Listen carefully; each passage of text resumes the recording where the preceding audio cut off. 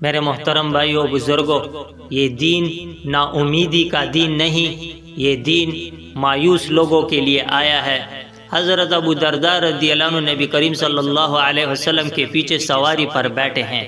کتنا پیارا منظر ہے۔ رسول اللہ صلی اللہ علیہ وسلم اپنے صحابی کے دل میں امید کا چراغ رکھنا چاہتے ہیں۔ نبی کریم صلی اللہ علیہ وسلم فرماتے ہیں، اے ابو درداء رضی اللہ عنہ، جو دل سے اخلاص کے ساتھ گواہی دے کہ اللہ تعالیٰ کے سوا کوئی معبود نہیں اور محمد صلی اللہ علیہ وسلم اللہ تعالیٰ کے رسول ہیں، اس کے لیے جنت واجب ہو گئی۔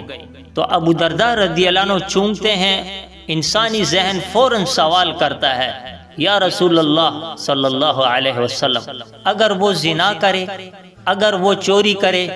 نبی کریم صلی اللہ علیہ وسلم خاموش ہو جاتے ہیں۔ خاموشی بھی کبھی کبھی درس ہوتی ہے۔ چند لمحے چلتے ہیں، پھر دوبارہ وہی کلام، جس نے اخلاص کے ساتھ لا الہ الا اللہ کہا اس کے لیے جنت ہے۔ ابو درداء رضی اللہ عنہ پھر پوچھتے ہیں، اور تیسری مرتبہ بھی آخرکار نبی کریم صلی اللہ علیہ وسلم وہ جملہ فرماتے ہیں جو دلوں کو ہلا دیتا ہے، اگرچہ اس نے زنا کیا ہو، اگرچہ اس نے چوری کی ہو، اگرچہ ابو درداء کی ناک خاک آلود ہو جائے، یہ گناہوں کی اجازت نہیں ہے میرے عزیزوں، یہ اللہ تعالیٰ کی رحمت کا اعلان ہے۔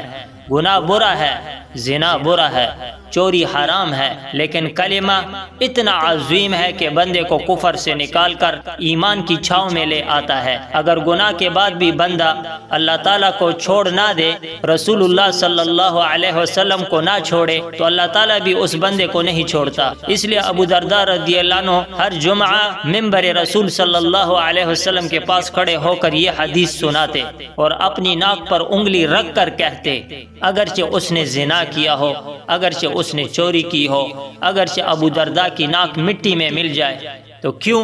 تاکہ امت مایوس نہ ہو۔ تو میرے بھائیوں، گناہ چھوڑ دو، لیکن اللہ تعالیٰ کو مت چھوڑو۔ خطا ہو جائے تو لوٹ آؤ، دروازہ ابھی بند نہیں ہوا۔ اللہ تعالیٰ ہمیں سچا ایمان، اخلاص اور توبہ کی توفیق عطا فرمائے۔